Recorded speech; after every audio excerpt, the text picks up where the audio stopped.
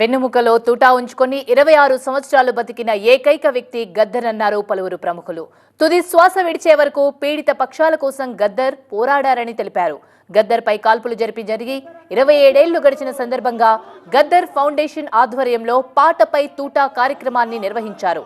అణచివేతపై నిరంతరం తన పాట ద్వారా పోరాడిన వ్యక్తి గద్దర్ అని కొనియాడారు విమలక్క. గద్దర్ ఆశయ సాధన కోసం ముందుకు సాగుతామని అన్నారు కూతురు వెన్నెల.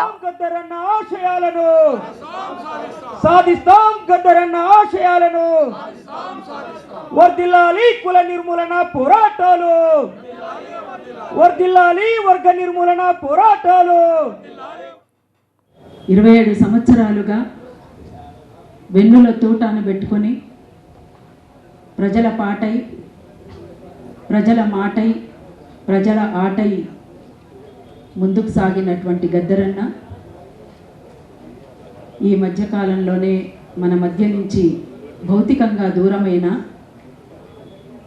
పాటకు మరణం లేదు, నీ ఆటకు మరణం లేదు అని చాటి చెప్పినటువంటి వ్యక్తి కమ్రేడ్ గద్దరన్న. ప్రజల పాటకు ఎప్పుడూ మరణం ఉండదు.